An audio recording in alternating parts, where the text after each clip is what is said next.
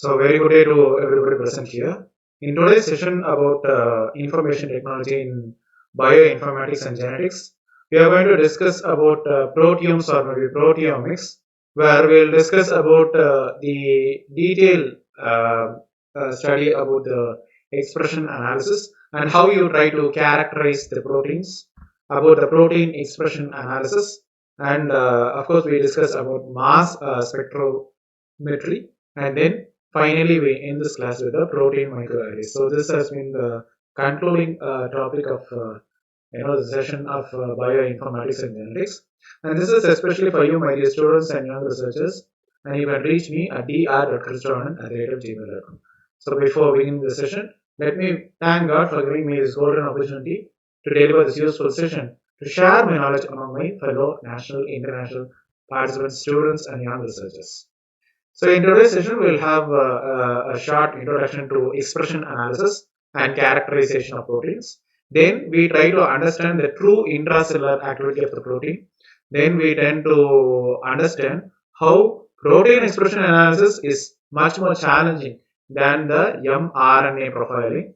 Then we discuss about the major technologies for the protein separation in the proteomics. Then we discuss about how you tend to improve the sensitivity, resolution, and representation of 2D gels. We discuss about the advantages and disadvantages of DIGE technique. Then we discuss about the multidimensional liquid chromatography, which is actually more sensitive than this 2D GE technique. Then we understand the current routes to the protein annotation in proteomics. We understand the importance of protein microarrays, which can be used in the expression analysis. So I've already given the open-ended project work for you. Please complete them at your best available time. And at regular interval, I'll be giving you some short video to discuss the knowledge in our topics. So about the expression analysis and characterization of proteins, we will have several insights about gene function. So we would be gaining by studying this gene expression at this mRNA level. So here, if you tend to analyze this transcriptome, definitely it has several disadvantages that mRNA is going to represent early stage of the gene expression, whereas for most of the genes, the protein is the final functional molecule in the cell. So the disadvantage is that the abundance of this given transcript in the transcriptome may not reflect this abundance of the corresponding protein due to this post-transcriptional gene regulation. So not all mRNAs are translated at the same rate, but some may not be translated at all. So some cannot be translated, while even all the mRNAs are also not translated at the same rate. So that is the major disadvantage we face with this abundance of the given transcript. Also, the protein diversity is generated after this transcription. So maybe by the synthesis of 2 or more types of this protein from this given RNA, generally you will have this post-translation modification, which is given by glycosylation as well as phosphorylation process. So whenever you are talking about this true intracellular activity of the protein, so since this activity, the protein activity is dependent on this post-translation modification, so definitely this abundance of protein may not represent that exact level of protein activity in the cell. So maybe this function of the protein depends on localization, trafficking between different compartments even. So that has to be done in a regulatory manner. So even this abundance of a correctly modified protein cannot be guaranteed. Also, you have to take in consideration all these factors into the functional analysis. So that's the reason we can address it by studying the proteins directly. So this is how you go with this global study of proteins. So in the case of proteomics, the entire complement of proteins is synthesized by a given cell or maybe organism. And generally, whenever you are going to study this transcriptomes or transcriptomics, it's nothing but the study of the protein expression as well as abundance, in addition to the field of the proteomics that we are studying. So these proteins are functional modules, and not just information carriers, but these are actually functional modules. So they will have a rich source of data than the nucleic acids. So as I told you, it's a study of protein expression and abundance. We have more in terms of sequence as well as abundance even, like the mRNA sequences. But definitely it is relevant even, just like 3D structure with the case of modification or maybe localization or maybe biochemical or maybe physiological function. Even with the case of interaction between the proteins and the molecules, we have protein expression analysis as well as abundance also. So we can say that whenever we are analyzing the protein expression analysis, it's more challenging than this mRNA profiling, because this global analysis of protein expression is going to depend on, or maybe it's going to present on the target abundance as well as molecular recognition. So whenever you are talking about this transcriptional profiling using arrays, it depends on two processes. One is the ability to selectively amplify particular DNA molecules as targets for this hybridization, and the other one is the ability of the probe to hybridize all the targets under the similar conditions. So since both the DNA as well as RNA molecules obey the hybridization kinetics, so thousands of DNA sequences are arrayed on a solid substrate. It can be hybridized simultaneously with a heterogeneous probe event. So there is no amplification procedure that is actually required. The molecular recognition is mediated by the antibodies, and definitely will have for each type of protein the reaction kinetics are actually distinct from each other.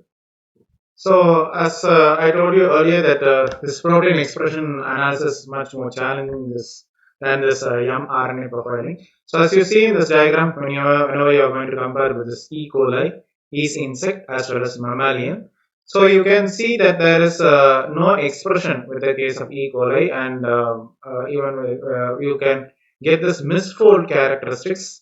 So, if you can see, bioinformatic analysis takes place where generally from the mammalian it will go. So we will have the domain selection and new vector construction, and from this it goes to the bioinformatic analysis, and then to the E. coli as well. So this will have this misfold event for the three: E. coli, yeast, insect as well as mammalian, and we will have this deposit and collection with the case of protein synthesis and paper fold. So the proper fold. So we will have this considerable development of this protein microarrays to be as parallel to this DNA microarrays, and definitely there is generally a difficulty with determining a set of conditions for the molecular recognition. So here we will have the protein separation, which is followed by this 2D electrophoresis technique, and then we will have this multi-dimensional liquid chromatography technique, then which will be followed by this mass spectrometry. So this we would have this, and we will have the technology for the global analysis of protein expression. We will have the 2D polyacrylamide gel electrophoresis technique, what you call to be the 2D paste technique procedure. So maybe for the complex protein mixtures, we will try to do this for the whole cells as well as tissues, and then you have to come up with the first dimension isoelectric focusing technique as well, which will be followed by the 2D second dimension fractionalization process. So maybe if you tend to apply this particular technology, we tend to evaluate 1,000 proteins from this bacterium, E. coli or Escherichia coli, which was resolved on a single gel. Okay. Then we'll have this principle of the IEF, isoelectric focusing technique. So maybe here the electrophoresis is carried out on this pH gradient, which allows the protein to migrate to its isoelectric point. Okay, so that's the point at which this PA value is equivalent to this pH value, for which the net charge is said to be 0. So whenever you're talking about size fractionalization, so it's actually achieved by this equilibrating this isoelectric focusing gel. So maybe you'll have a solution of this detergent, sodium, dicyl sulfate, okay, what you call to be SDS. So maybe it's going to bind this specifically to all the proteins, and it's going to confer a uniform negative charge. So this E. coli proteins are actually separated by this IEF, isoelectric focusing, in this cube gel, what you call to be the gel, which is cast in a thin plastic tube. So when the IEF run was complete, so the tube was cracked open, and the proteins exposed to the SDS by the immersion of the gel in the SDS solution. So maybe it's this tube gel, what you have, the thin plastic tube. So this tube gel was then attached to the SDS page slab gel. So this is actually the flat gel cast between two plates, and then the proteins are actually separated by size. So this technique, 2DGA technique, generally has changed because the time with the case of the chromosome tube gels have been largely replaced by the strip gels, which are easier to handle and generally it will have reproducible separations. So we have E. coli proteins as well. So the pH gradients were initially established using this synthetic ampholytes. So generally we will have the collections of small amphoteric buffering molecules even. So generally it will have the pI values equal, similar to the pH values at which the net charge is said to be 0. So as you see in the diagram, we will have the surface cleavage, we have the E. coli cell, and then we have the centrifugation reaction. So we will have the super mutant with this target protein, and then we go with the precipitation reaction, which is the E. coli cell. So maybe it's replaced with this immobilized pH gradient cells, and which this buffering groups are attached to the gel matrix. So this is a 2D electrophoresis using this tube gel technique. So we'll use this IEF, isoelectric focusing technique, and maybe a slab gel for the SDS page. Okay. So for the low pH value, the high pH value, we tend to apply this electric field. So maybe after applying of electric field, it tends to equilibrate in this SDS page, and it has the transfer focusing gel, the SDS gel, apply through this orthogonal electric field. So generally we will get this isoelectric focusing to get this 2D electrophoresis. Okay.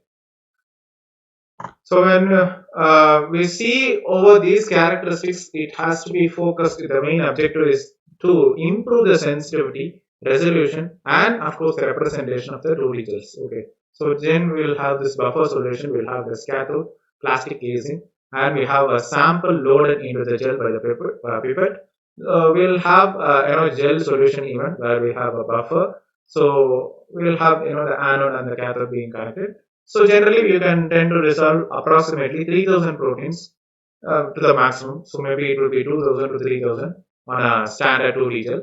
And generally it will be representing the abundant as well as super abundant classes. Generally for these cases the rare protein is very difficult to detect it. So here the proteins in the cell differ in abundance over maybe 4 to 6 orders of magnitude. So here the total protein content is actually represented by the small number of abundant or maybe super abundant protein. As I discussed during the previous slide, it's all about the excess level of the abundance and the protein analysis even.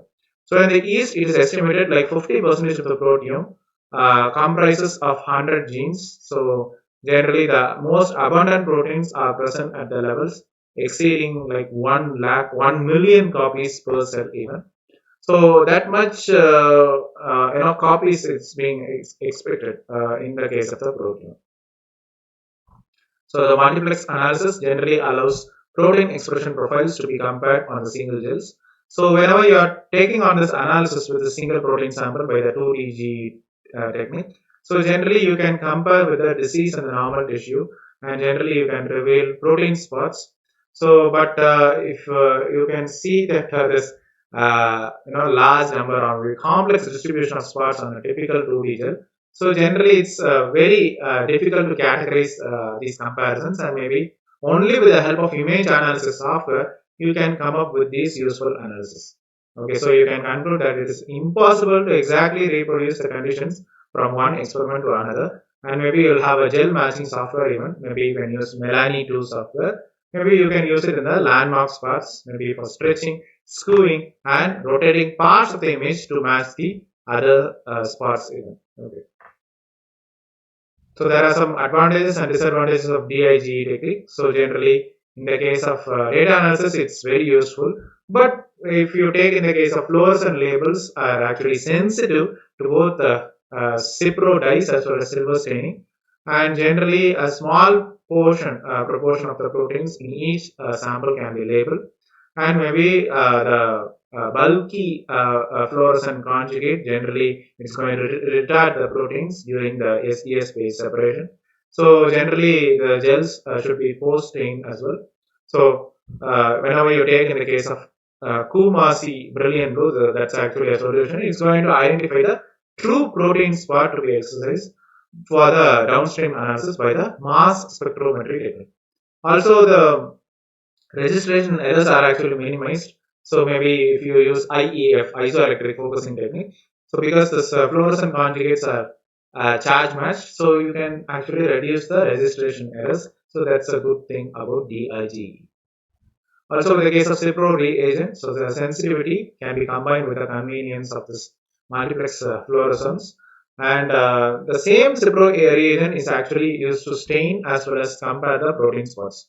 So the proteins can be used as a landmarks for gel matching, and maybe you can come up with development from different companies like molecular probes, INC even. So whenever we are going to come up with recognition of this glycoproteins or maybe phosphoproteins, oligohistidine tag proteins even, calcium binding proteins, or proteins that have the capability to bind or maybe metabolize particular drugs even, you can come up with this Cipro reagent. Also, you can find out this multi-dimensional liquid chromatography is much more sensitive than the 2D technique. So whenever you are considering this liquid chromatography, generally it's used as an upstream of 2D technique. Generally, you can separate the tryptic peptides prepared from the individual gel spots, and generally there is more flexibility of the LC methods even. So that's actually binding this 2D technique together. And then there are limitations of low DGA technique as well. So, for example, HPLC, high performance LC columns, allow this loading of larger sample volumes. So, generally, it can be concentrated on the column making low abundance proteins even. So, maybe it's very easy to detect even. So, here, whenever you take in the case of many of the proteins, it's actually difficult to analyze by this 2DG technique. So, generally, it can be separated by means of appropriate resins, and generally the proteins separated in this liquid phase do not need to be stained in order to be detected. So this is the exact setup. We have the HPLC pump, the injector, then the size exclusion columns, we have the valve. So here that's being connected to the HPLC column 1 and column 2 to the valve. Then we have a UV detector, then we have the ESI-MS interface, then the waste is being taken over. Okay. So LC methods can separate peptides, so that's a way that you tend to couple the LC columns directly to this mass spectrometer. So which means that the entire analytical processes from this sample preparation to peptide mass profiling can actually become automated. Okay. Also, with the case of disadvantages, the visual aspects of this protein separation by the 2D GE technique is actually lost. So generally, we will have this PI as well as molecular mass data can be very useful to determine the from this position of the spots on the gel. Okay. So you can consider this LC to be a serial analysis technique. So multiple gels containing related samples can be actually executed or be run at the same time. So these are the current rules to the protein annotation. So protein samples will have 2D gel electrophoresis, protein chips, and then we'll have to resolve complex mixtures even. So we'll have the affinity chromatography. So we tend to identify the individual proteins, simple proteins, and protein complexes even. So with the case of protein complexes and individual protein parts even, that's coming on to the digestion mass spectrometry, and from there we have the mandate of peptide mass fingerprinting, MS/MS fragment ion analysis, and MS peptide ladder analysis even. This MS technique, then we'll have the database search, but with the MS peptide ladder analysis, we'll have the direct sequencing technique. So these are actually the current routes to the protein annotation in the proteomics. And finally, we end this class with this protein microarrays. It can be very beneficial to the expression analysis even. So 2D electrophoresis is considered to be the open system for protein analysis. And just like direct sequence sampling, it's considered to be an open system for this transcriptome analysis. So all proteins can be detected. So that's a positive point. But the disadvantage is that they can also have to be characterized, maybe, which means it depends on the downstream annotation by mass spectrometry. So it's entirely dependent on this mass spectrometry. So that's a major disadvantage. And also these DNA arrays are closed systems in the transcriptome analysis, which means that the data obtained are constrained by the number as well as nature of the sequences immobilized on the array. Okay. Also, the protein arrays are considered to be the closed system for this protein analysis. So, generally, it is considered as the very tiny, small, miniature devices in which actually the proteins or maybe molecules which recognize the proteins are arrayed on the surface. So, that is the reason the protein microarrays can be useful for the expression analysis. So, this is the open-ended project book. Please complete them at your best available time. You are required to submit them as soon as possible. I will try to evaluate them, and we'll continue further sessions with the checking with the open-ended project and with the case of demo. Thank you.